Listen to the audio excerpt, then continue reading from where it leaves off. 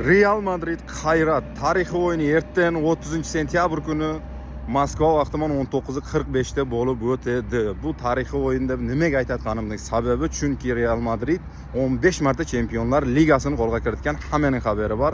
Hayrat esa umrida birinchi marta Chempionlar Ligasiga qatnashib Realga qarshi ertadan stadionga, ya'ni maydonga chiqadi. Biz albatta Realdan g'alaba kutib olamiz, chunki biz Realning muxlislarimiz va Hayratga ham omad tilab qolamiz. Nimaga основной sostav bilan keldi deb o'ylaysizlar Real Madrid Hayratman o'yinga?